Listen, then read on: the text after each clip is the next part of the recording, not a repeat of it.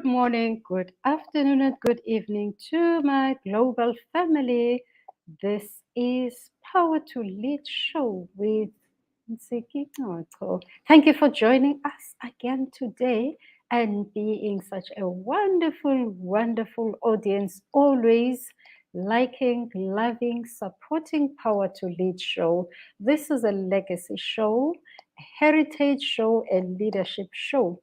Thank you so much for being with us. Let me open the show with a word of prayer as our custom. Heavenly Father, we thank you for being with us, for being so kind to us and covering us with your kindness, with your protection, with your provision every day. We are here, Almighty Father, just to give thanks to you, to give you honor, worship, and praise and glorify your name as always for being with us and being our Father and everything to us with our families and with our global family. Thank you.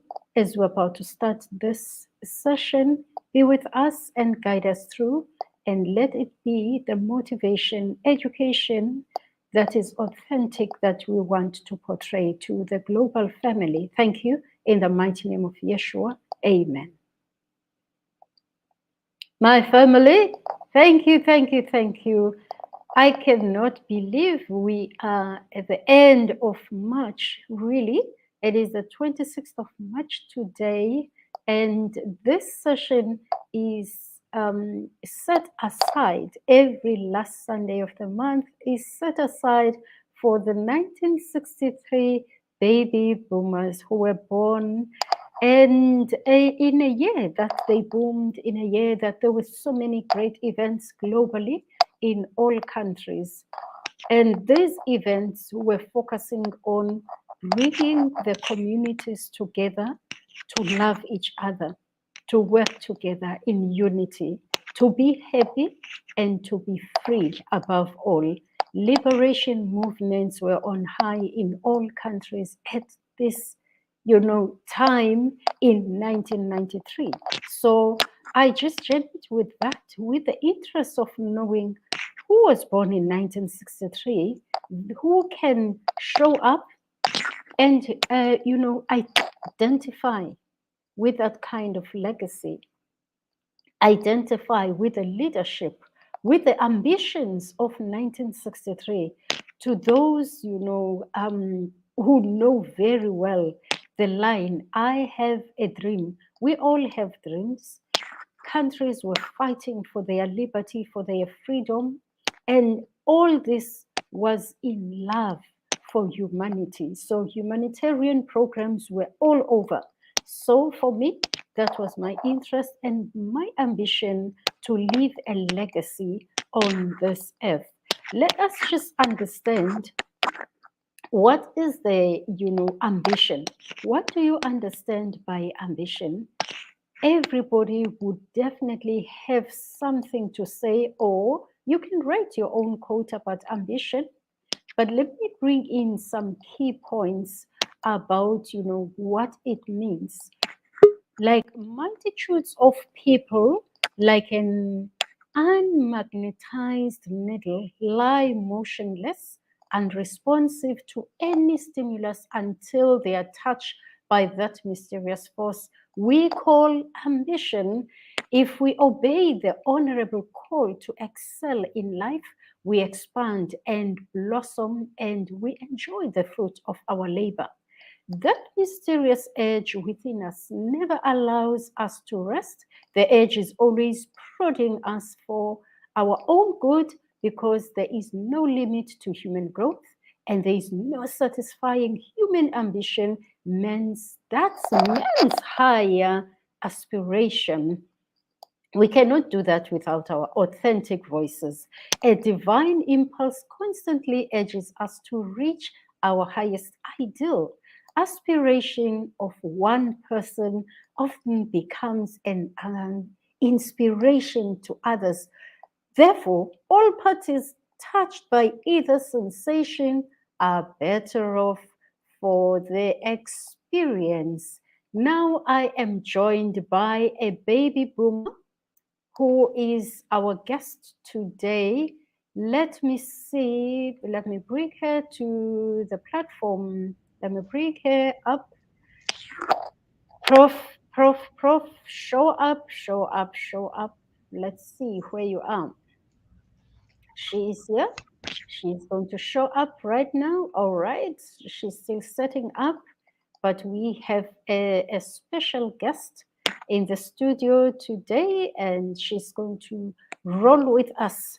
And she is one of a kind who was also born in 1963. So we decided, let's just come up together and queen and be the queens on this platform today as we close this month on this legacy of 1963.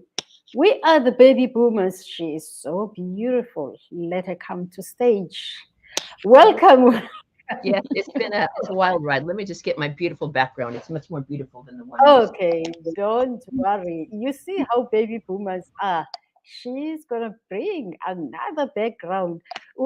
You know, people like us are those kind who would come to a party and even decide to change 3 times in the night and come into different outfits. Now she's got another background. Let It's her come to stage. you You see, if that's you what I open like the about world, baby boomers. it has just been Welcome. unbelievable. I swear I thought we were tonight and I was going to be singing from my car, but I am delighted and elated that I'm here today because I was busy all day yesterday. I got up this Yes. morning at 5 and jumped on a call and they said, "Oh, you're supposed to be here at 5." And I'm like, if you only knew, I'm here right now. So Wow, yes, we made it. You made it. Yesterday we were in poetry. Wow. I opened the show. I prayed already. Now, in the show, this is what we do and pride in. We don't read the bios because this is kind of the legacy. All I tell the people is that this is Professor ROSALYN Khan, and you just roll in telling us who are you, your bio, and tell us and be bold about your intentions of being outspoken about who you are. Tell us, people learn from that to be confident of who they are. That's part of empowering through Power to Lead show. Over to you, Prof. Tell us. thank you. My name is Rosalind Kahn. I am a TEDx speaker. I'm an author. I have a TV show, and I love enlightening people's lives. As I left the gym today, I made sure I told everyone to have a nice and beautiful day. I try and brighten people's lives wherever I go. And I love flowers, and that's why we have these beautiful cherry blossoms behind me because they make me so happy.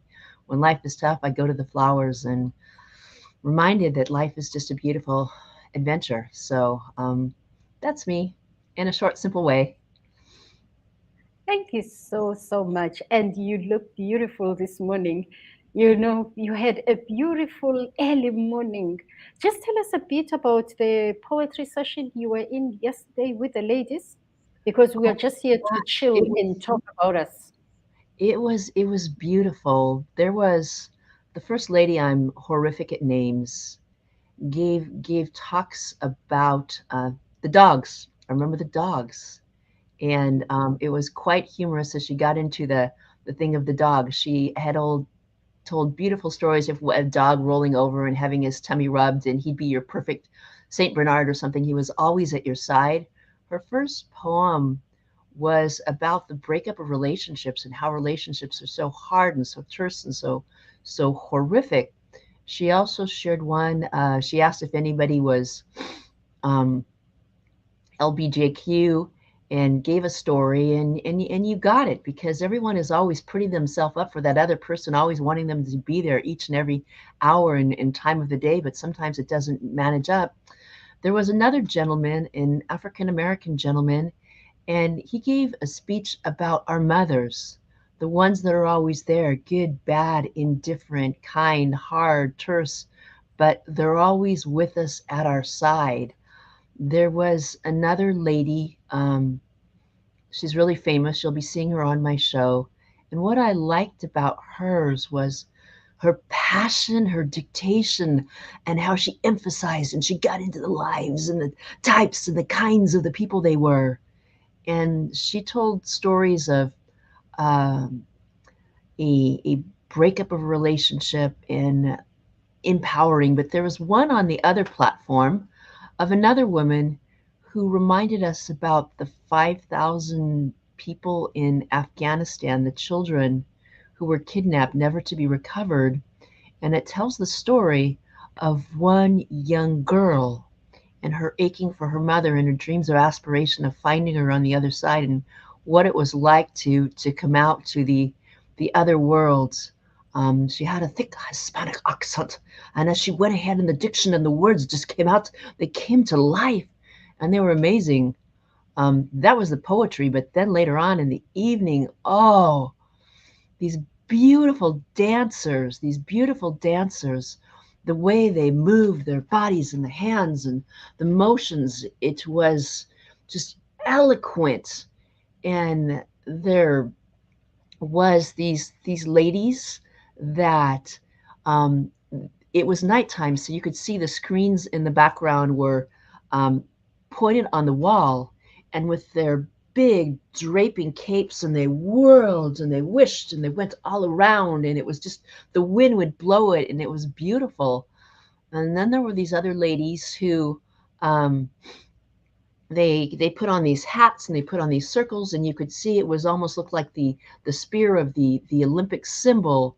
And these other people were dressed in white and they had these little bells, and it was like the reenactment of some religious thing, and they were going, and there were these most beautiful things on the wall, and my camera is so backed up that it's going to take me a long time to get them off so you can see all the more. But best of today, I get to give my tongue in Yes, Ireland. I'm yes. so excited. And Wow. And you know what is just amazing is your memory. Are you really sure you're about to get to the sixth floor this year? Your memory is just so amazing. And the voice, our talk and topic today, and also above all, lifting up others and speaking about other people, and embracing their work and lifting it up and appreciating the goodness and the good out of other people, and not wanting to shine, above all, but to lift everyone, to say people are doing great things out there. And our topic today is a bit one of your beautiful topics. Speak from your authentic voice. I loved that.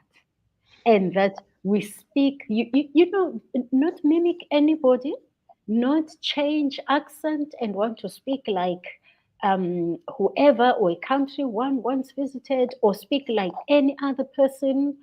People love changing sometimes when they have mentors and coaching, follow even their voice. Oh, I want to speak like Prof. ROSALYN because she's my mentor. What is this about authentic voice? Talk to us. well, as my husband said, I woke him up this morning because he could hear my voice. It was loud, it was piercing. I said, "What? Did you hear my name?" He said, "When you speak on stage, you have this voice, this presence." But I tell my students, you can't be me.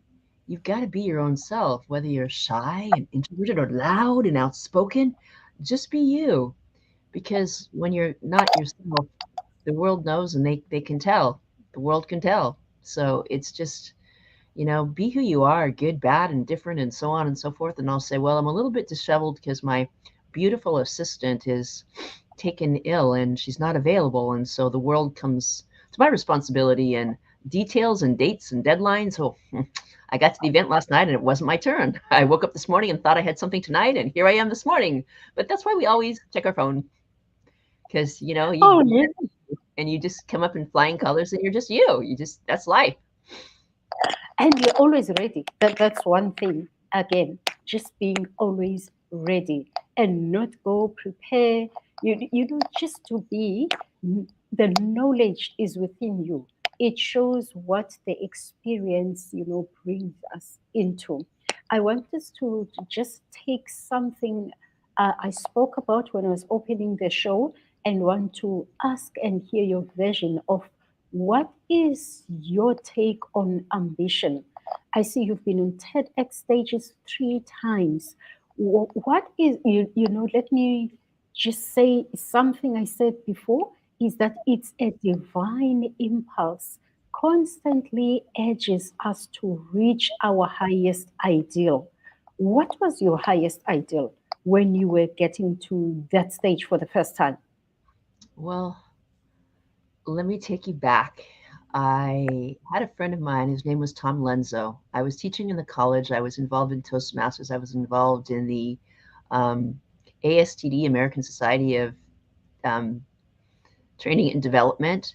And I was teaching in the college and kind of felt a little unappreciated. And this person said to me, I want you to come out to a TED Talk. I said, what is TED? I don't know what that is. He said, just come. You'll like it. Just come and see.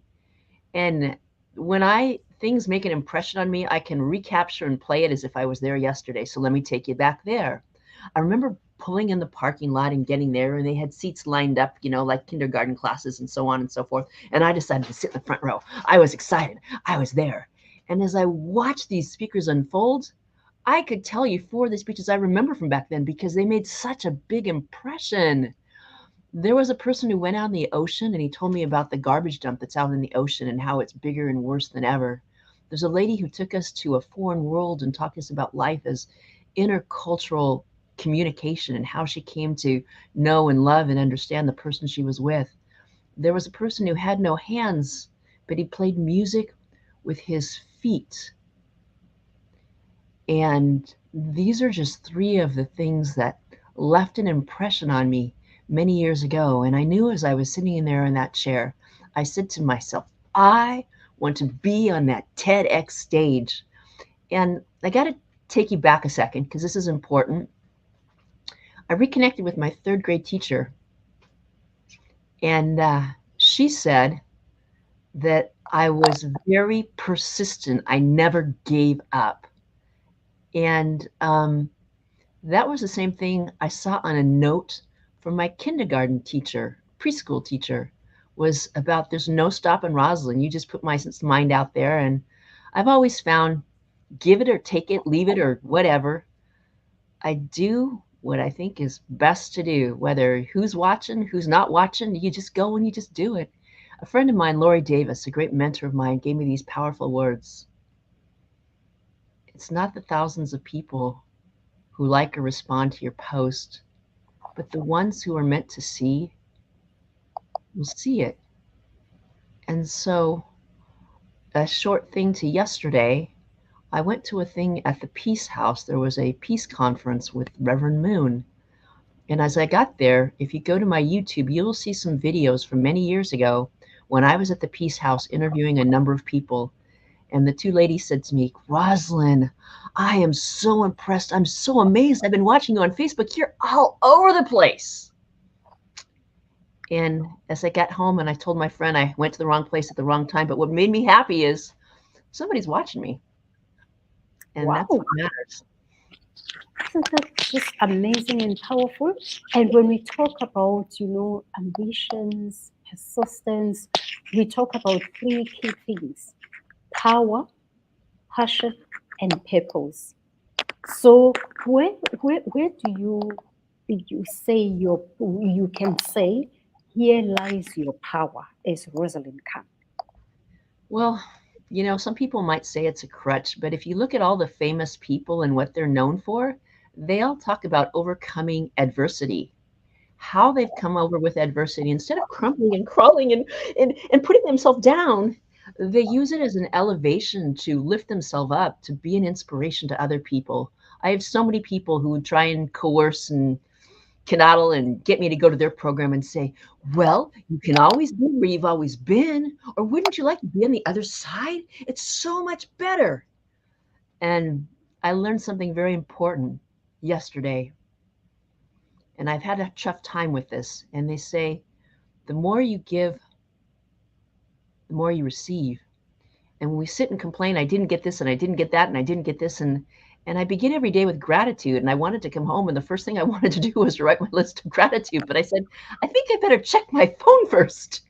before I write my list of gratitude, before I unload the things from my phone, because you never know what's on the other side. But that's where I think that power comes. So I ask people who are listening in the audience, you've had adversity in your life. Yeah. Where is it that you can take that adversity and turn it to a moment of strength? Mm.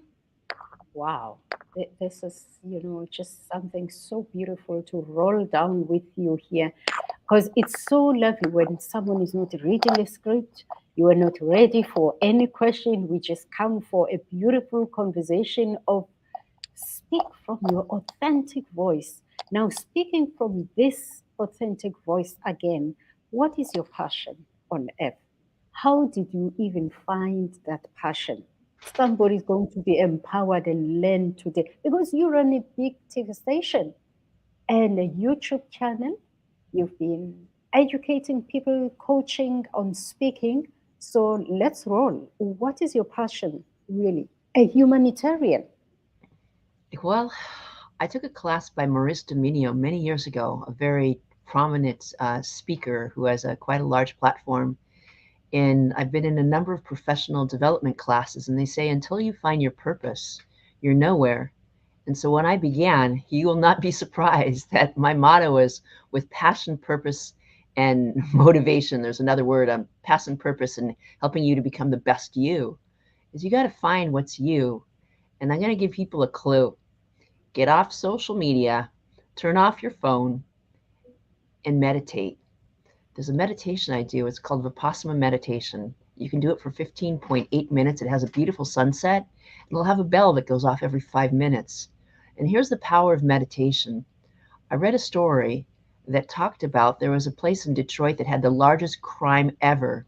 And when they took the whole city and they had them do meditation, crime dropped immensely.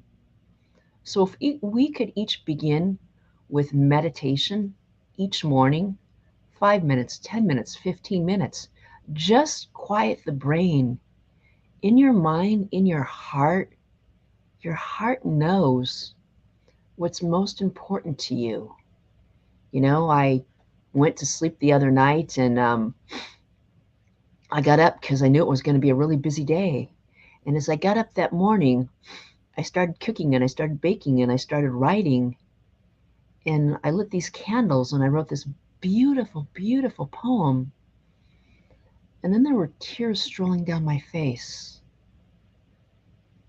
And I opened up this book I had. It's called Grace, Guidance, and Gifts. And when I read the book, when I read this one saying that you pick up each day, it has a magical quote that means the most to you. I believe there's a higher purpose that was looking down on me because it said, don't mourn the loss of those who are gone before you. Be mindful. Celebrate where you are today. And so I say, when you go out and wherever you are, listen to the people who are there. Be be present. Take it in. We never know the journey of our life or when it ends or where it begins. But if we appreciate each day as if it is the last, then we have a life of legacy. Wow, absolutely. Beautifully so. I'd love for you, as we just roll down in this manner, to say a word of encouragement. We're going to pick this up again because you just triggered me to go that direction now. Because I'll tell you something. The man and woman who says, I will, is the one who believes in his or her ability to triumph over difficulties, to gain victory in the face of discouragement. But then these discouragements still happen. How would you encourage someone? Because we are now starting a new week. The show on Sundays is to encourage, motivate people to start a new week beyond any discouragement. Well, I get discouraged. We all get discouraged. It's what we do with the discouragement and the letdowns to set us forward. So there's a few things I want to tell you that you can do when you get discouraged. Number one, there is a book. Um, that is the power of the 1, 2, 3, 4, 5. Her name escapes me right now, but she says if you count to 1, 2, 3, 4, 5, Mel Robbins is the name, and she has an incredible and amazing books that I've read. But she says if you count to 5 and you count backwards and you just keep doing that, it's the change of the mindset. The second thing is I want everyone to sit up straight and tall, get your shoulders back. Let's see. We're gonna take a deep breath in and go and hold it for 7 and release. And take a deep breath in. Take a deep breath in with me. Inhale for the count of 7.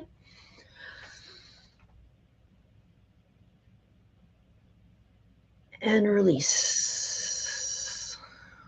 Now we're going to do it for the count of 4. Take a deep breath in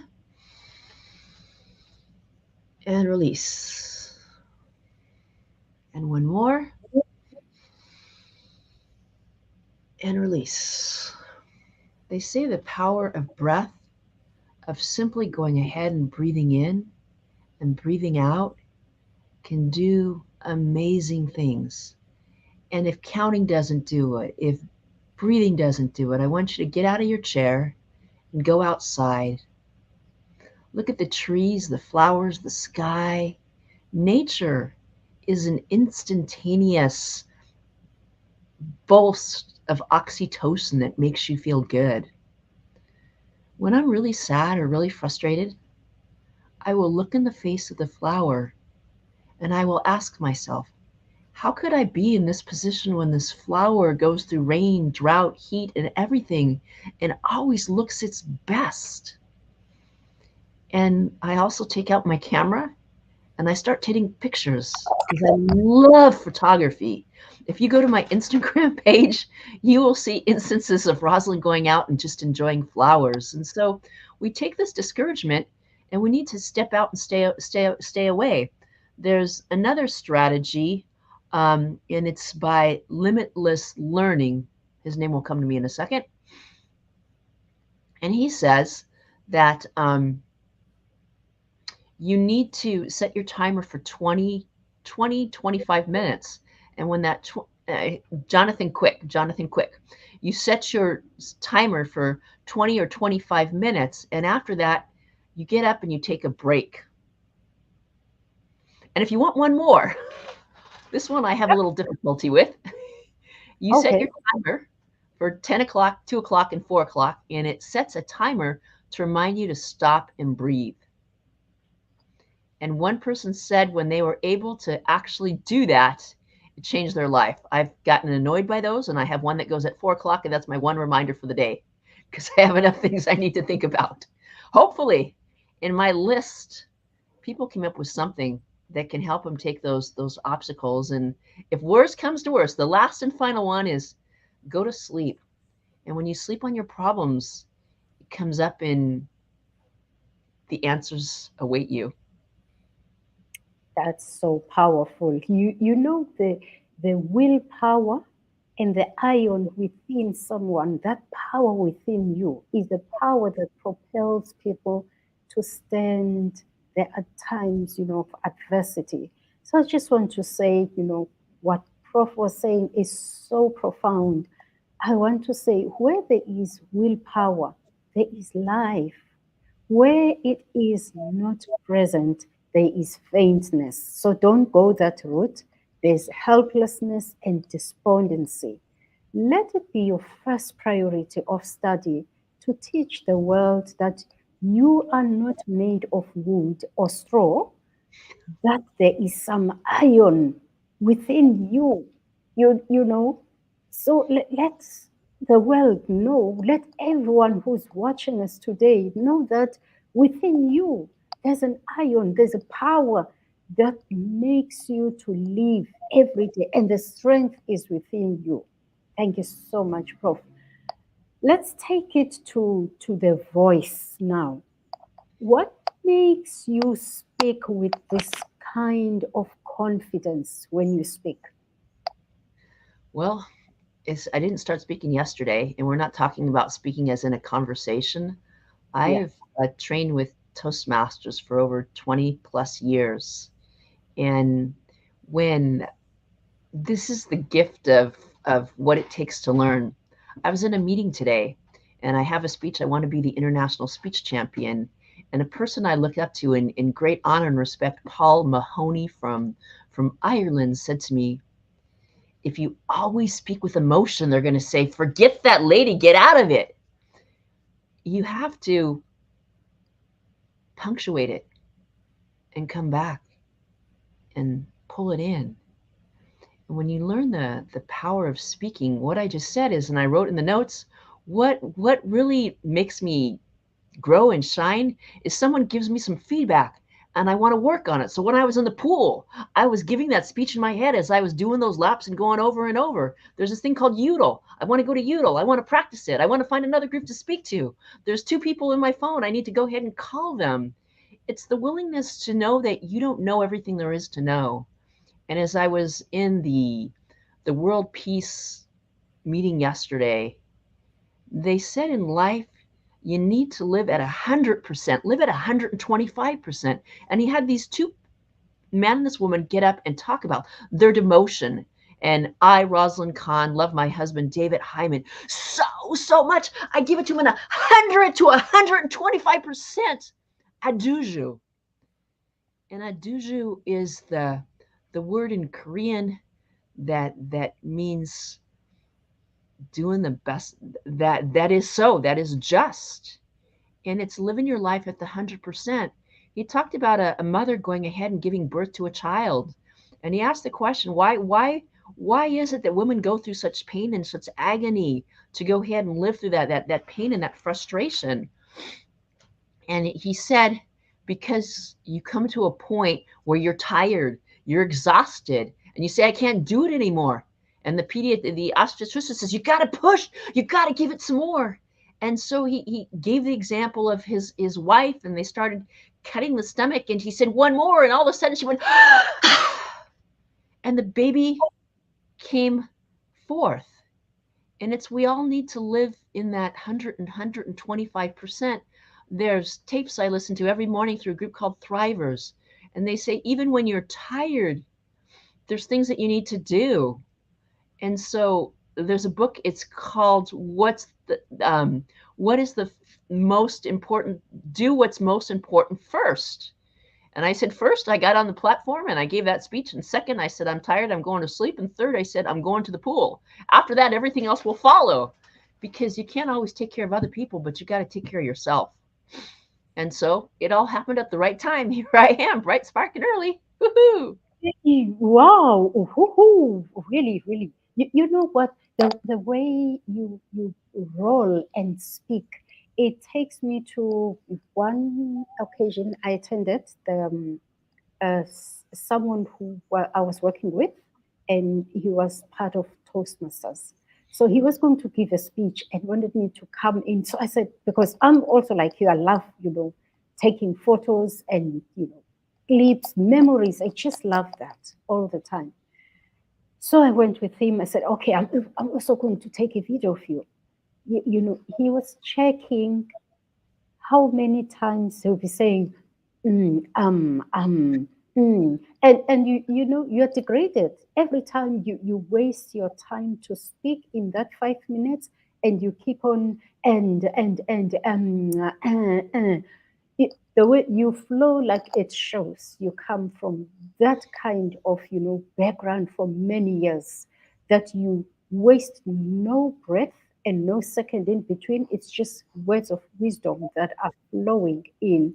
And it takes me, to this uh, uh, note on ambition. We tend to become like our aspirations. Like I aspire to be like you, and other people would aspire to be like you. If we constantly aspire and strive for something better and higher and more noble, we cannot help broadening and improving. So it takes me to when you really say it's been years of training. Would you ever stop learning? Let me No, hear from you. I think there's a story I heard once, and it said when you stop learning, you begin dying. And so it's you have certain rituals and practices that you do every day. And I'll be honest, I used to not to like to look at myself speak, but I know in order to improve, you have to go ahead and watch yourself speak and watch yourself do what you do so that you can see the strengths and you can see the weaknesses. We all have passions, and if you just pick one thing in your life, just one thing, maybe it's having that model and that physique of getting the shoulders back and the stomach in and walking like this. And this is the one thing you want to do each and every day. If you practice it each and every day and you pull that stomach in, there's ways that you can actually make yourself skinnier because that's what you focus on. If your interest is getting up on stage and speaking, and you want to speak, you got to watch people speak. I take every opportunity. And oh my gosh, if I could take you back to the guy yesterday morning, whoa, he was in your face. He was piercing. And ROSALYN, KAHN, what do you think? And then he'd pull it back and he'd go ahead and take it in. And I look at every situation as a chance to learn from the people who are speaking about the poetry to the ones who were talking and giving their invocation before they speak. We can learn from each and every person we're engaged with. Maybe it's the person at the grocery store. Maybe it's the person at the gas station. Maybe it's the person at the gym. Maybe it's the person on the street that you're walking to. You can see their presence. You can learn where they're at. You can ask the questions and you can respond. And so life is an open palette of opportunities of always learning. I watch the news and I look at how they're dressed. They're always dressed in solids. And I'm like, okay, ROSALYN, forget all those colored patterns you have. You got to dress in solids when you're going to be showing up on those stages. And this is my favorite color, the royal blue. That's me. So there's always something blue everywhere I go. And, that's where that practice comes in. Every day, every way, there's always a way that you can practice and you can improve. I just love that you identify with some kind of, beautiful. I love blue. I love, straight colors. Like if black and white, I love black. I love white. I love bright colors, blue, red, yellow. Yes. I think we are authentic as that as baby boomers of 1963. And when I said to you, this Sunday is for baby boomers, people who were born in 1963. You never hesitated to disclose your age. Why is it so? Because people hide their ages. And I'm so excited. We are celebrating a biggest milestone, 60th. And already I'm being treated like a queen. Wherever I go, people, they say, oh, you'll be turning 60. Oh, wow. She mustn't even wait in the queue. She must go first. And like, wow, is this the kind of being a queen? You No, didn't hesitate. it's just, age is just a number. I mean, I remember talking to this young male performer yesterday who was a flute player and he was a poet. And as I was talking to him, I said, you are wise beyond your years. I know by sitting here talking to you, you're going places in this world. And I've seen young kids who are 8, 12 years old. And there's a lady, Adriana, who's world famous, world round, that is only 10 years old. And you can look at her name. There's my good friend, Kyra Presibre in Hawaii. And she calls me Doc. That lady can take any stage that she's on and get a standing ovation and be sitting in the car and tell my husband, you got the funniest jokes that anyone ever said. And I'm like, boy, my husband likes to hear that. And yet be a kid. And it's like we shouldn't lose our childhood because of an age that we're at. I can be funny, I can be silly. There's a book I read by Melody, and it's on the creativity, and I have a list of 30 things I'm going to do in the next 30 days. And there's a picture on my Facebook page of a oatmeal thing that I had with a smiley face. And my creativity is the flowers or the pictures and things like that. It's make sure that you have fun every day in your life. Do something fun. And as they said yesterday, God created the world in 6 days, and on the seventh day you rested. So I did swim. I'm going to write my gratitude. I'm going to plan for the week ahead. And that's the answer to that question. It's just amazing, and really enjoying this. Now that we're on that note, let's speak about this because We put it on our poster as well, that there is a legacy of 1963 baby boomers that we want to speak about. Look at you, beautiful queen. What do you know? What's your take on the events that were taking place in 1963? My, interest was to see people who were born in that year, the year of a great dream, that the leaders in that year, they were yearning and fighting activists for love, unity, liberty, liberation, freedom, happiness. What is your take on the events that were happening in 1963? Well, it's kind of hard. I was kind of young, but you gave me some hints there. Love and liberty were in wars at that particular place and time. And I heard something yesterday, and he said there is every 4 years there's a war at some place in the world. Every year there's a war.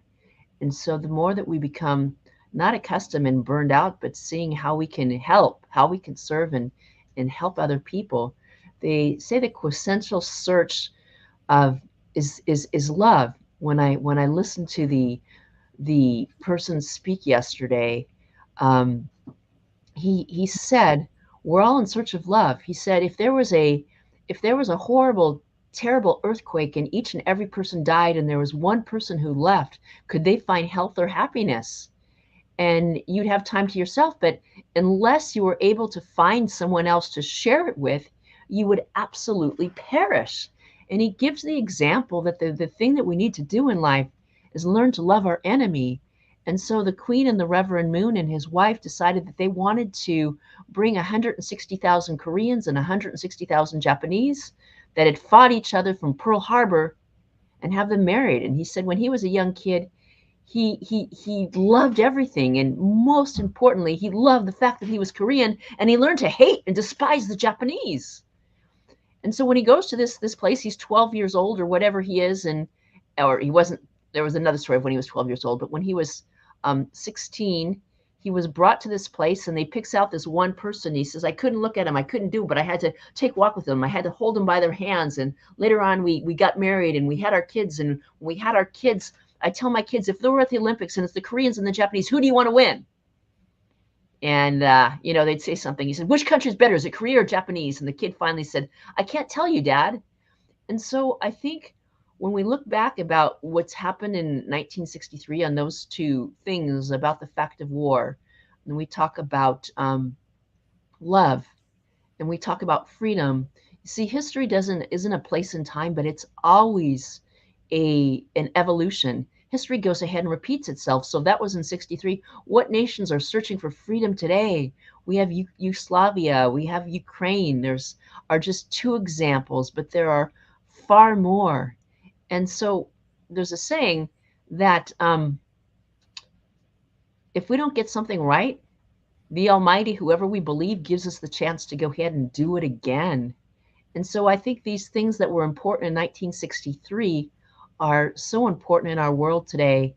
And if I could reflect on several other people that I know from my high school and what they're doing and how those dreams put them in a place today, there's a gentleman, his name is Charles Clay. Charles Clay was in my graduating class from high school.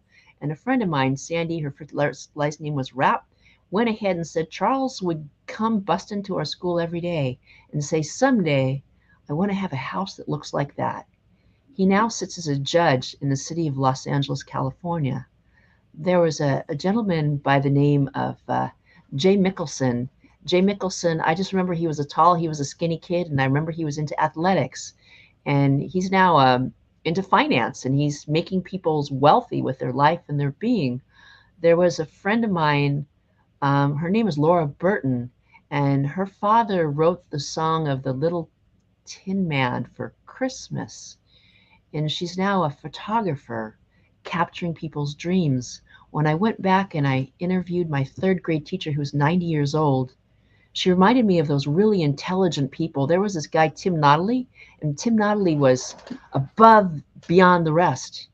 He is now at one of the Ivy League schools working on nuclear medicine.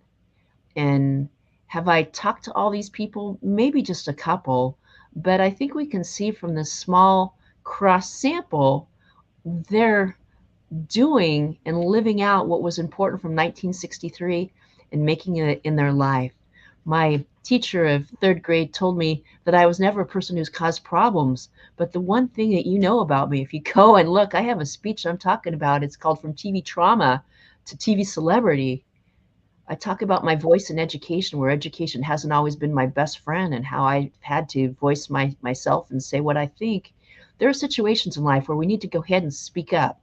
When I was in Brazil and I saw the people on the street, I said, "Why are those people on the street?" And they say, "Those are the less than. We don't do anything to help the less than." And I'm doing work with a friend of mine in Nigeria, and I've spoken internationally all over the world because I want to give people the skill of speaking so they can stand up and give a speech, so they can make a difference, so they're not limited in life and poverty. You see, when people lack an education, they have babies and so on and so forth. But when you give people hope and you give them a language, that when women go out and get an education, they work outside their home, their families, their children are financially stable, and they can be a better person.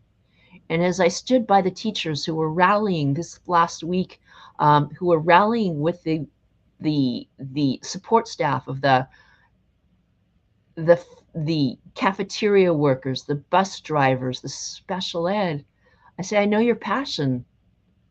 I worked in the elementary schools, and I remember as a teacher, I was told to throw part of the work out because there was no way that I could possibly go ahead and grade them. I remember how much I cared about the kids who were in my class, how I tried to show them a better way, teaching a kid that he was gifted, giving another kid's mother the fact that her daughter didn't know how to communicate, that her husband had left her, so she was doing it the only way that she could, was screaming. And yet, in that same school, I was taken out of the classroom because a kid lied about me. But you know who I love most in the world? I love children. And I forgave those kids because you cannot stop me, because what I've talked about and promoted here is all the kids and the children I know that I love and are deeply. That was just one place and one time, but that doesn't stop me from loving and being the person that I am. Life has setbacks, but you need to embrace them and you need to move forward. Wow, that's really just speaking from your heart. And what I love, your spirit of persistence. And I'd like to share something with you, and then I'm going to ask you a question. Nothing seems impossible to the person who can will strongly enough and long enough. With a clear goal and a resolute willpower, all things are possible. One talent with a firm with will behind, it can accomplish more than any special gift without the will can ever hope for. What is your special gift? Well, there's vision boards. I want to tell you about the first vision board I created in a frontier training. On that vision board, there was me in a gown and fancy dresses, and I've worn many of them at different shows. There was me speaking internationally, there was writing books, there was traveling and luxurious places I've been to. And if there's anybody who's here today and lives in Los Angeles and you want to hear about the stories of Ireland, come and see me at the Ladies of Courage today. It'll be streamed, it'll be out there. You can go to my YouTube channel, you can see it. I love the world of travel. Everywhere I go, I travel. I'm a spokesman for that country. I traveled this year also to Egypt, where I got to meet a diplomat. I got to meet a gentleman who had a beautiful pub, and you walk in this pub, and I love the adornments on the wall. He had a disco floor that you could see to the bottom. There are all sorts of these funny statements, and if you go to my Facebook page and things like that, you will see that. There was a guy who had a health food store that was absolutely amazing. But what struck me was Luxor.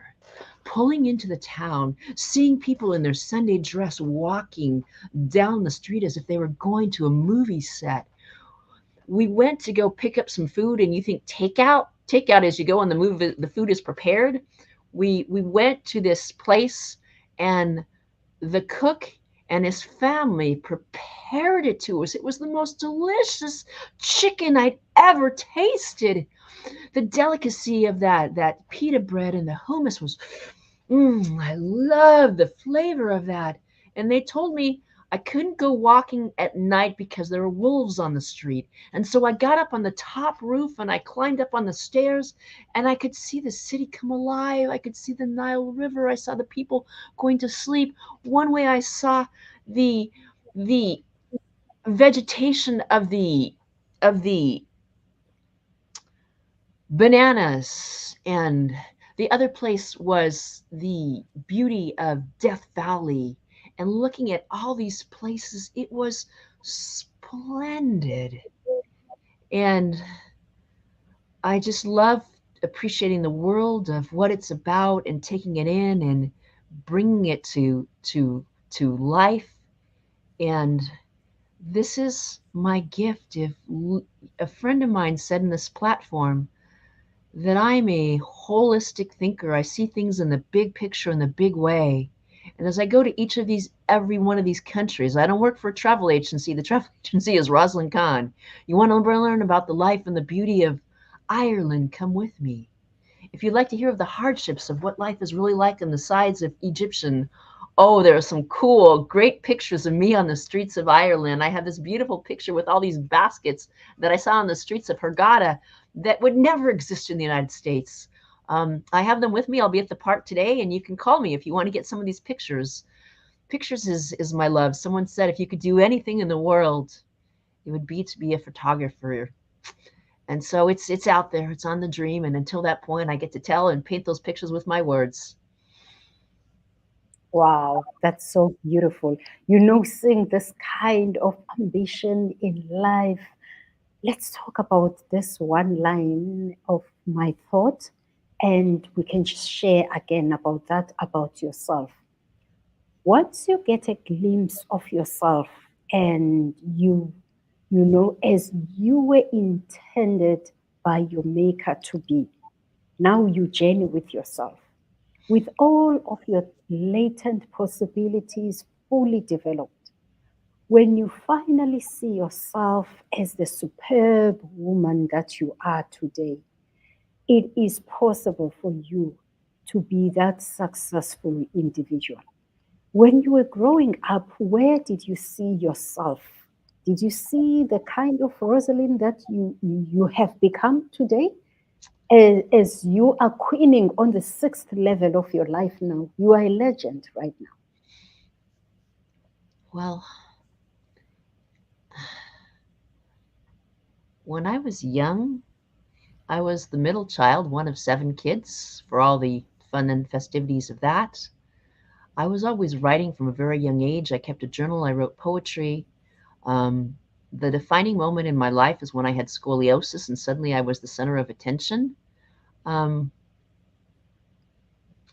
I don't think I had any idea, but I give a lot to classes on professional development where we're able to unpack and unhurdle the things that we carry. That even though I had scoliosis, I got to think to remember to one leg arm is, and that seems weird, but that's level.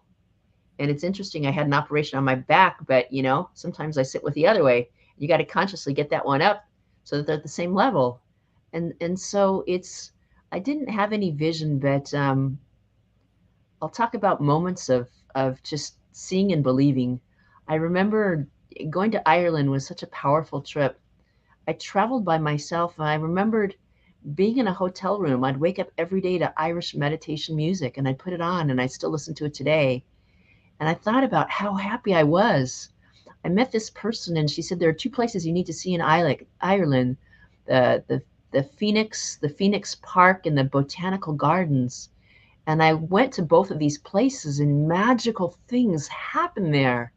Um, I went to the Phoenix House, the Phoenix Park, and it's this beautiful park that has a restaurant in it that goes miles and miles and miles. And I took a bus and I kind of got lost, and I got there and there was pen all over my hand. It was horrible. And how can I take pictures when there's pen on my hand? And I had to wipe it off on something on the grass, and there were these beautiful ducks I wanted to take a picture of. And I go and I see this gardener, and he says, "Well, I don't have something, but you can try this." And I'm perpetually, my phone is always running out of juice. And the people of Ireland are amazing. I went to this ice cream shop and they said, "Sure, we'll charge your phone." And the friendliness, and I walked and walked for miles and miles, and I finally got to the top of the hill, and I was on the top of the hill where the Pope spoke, and I was so exhausted when I got there. I was so tired, and I stood out and I looked over the hill, and I felt the presence of what the Pope had experienced. And in my mind's eye, I said, I one day will be in front of these crowds and masses of people. And as I left, this burst of energy came to me, and I was suddenly running down the hill. And they say that God speaks to you in different tones, but do we listen to it? I was at this event yesterday, and kind of, these people don't know who I am. Do I go and tell them? No, I'll sit here quietly. And as I'd show people my YouTube, they go, "You're a TED speaker? You've spoken on the TED stage? You're a humanitarian? Wow, that's amazing." And I've learned in life that humility is the best remedy. Just be myself. There was something my somebody had said to me. It's when you stand up on the stage and the words come from your mouth, they will know all your accolades of who you are by how you say the first word. It was an Up with People. Up with People. They had us all together, and 138 people were promoting cultural understanding. And they said it's to, we can't do it by one, but the group of you are simply presence. You say no words, but how you present yourself is what the world will see. And part of the trip back to Egypt, to Ireland, was to go to the 37th reunion where I was traveling the world and up with people. And that's what took me on that trip by myself. And it was amazing how the world opened up. There was a gentleman who drove me 40 minutes to a group. The guy, Paul Mahoney, was one of the people I definitely wanted to meet, and I wanted to become his friend and his buddy. And, you know, you put life's in motions and you set what you want to do. And certainly there are people don't like me. Certainly there are people who are mean to me. Certainly there's a person yesterday who said how rude you were. And I said, "I'm so sorry. There are so many things going inside my head. I didn't mean to disrespect you." And it's that thing to be mindful of people who are around you each day in every way, and how you become a better version of yourself. And so there's a saying that I say. Can I share it with you? Sure, go ahead. Okay, so there's a saying I say every day, and it's a saying that I learned at a Sri Lankan women's event. And this woman got up and said, "Every day you should begin with a list of adjectives of who you are. My name is ROSALYN KAHN. I'm a beautiful, I'm an ambition, I'm thoughtful, I'm considerate, I'm kind, I'm passionate, I'm purposeful. I love and make a difference in my life of each and every person I come in contact."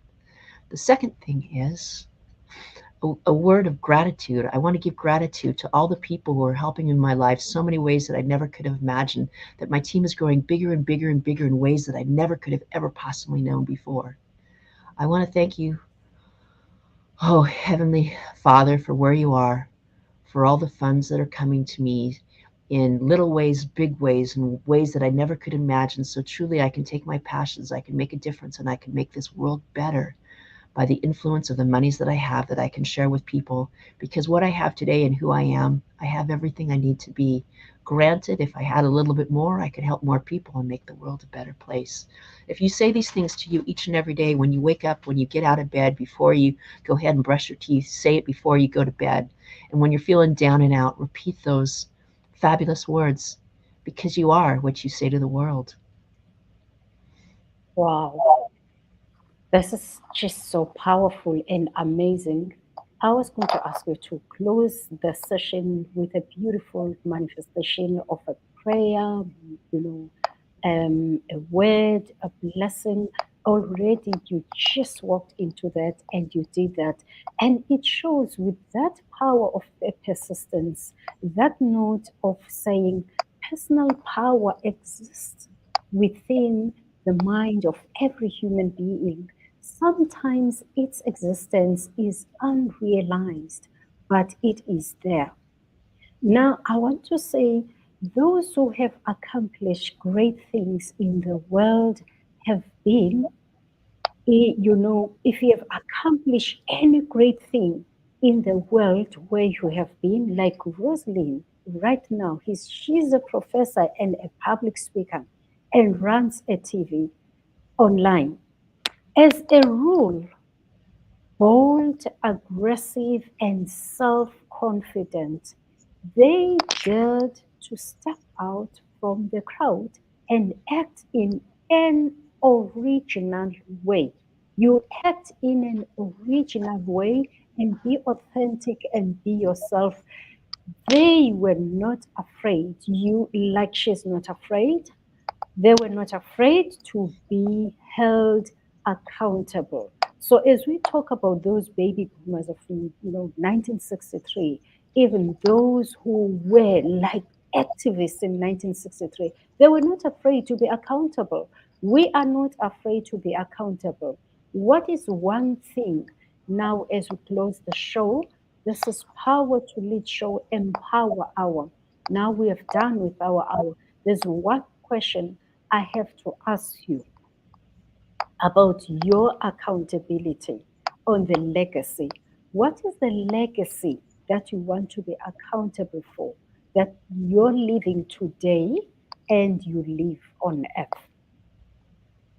Well, I really think it's this one important word that you say what you do and you do what you say.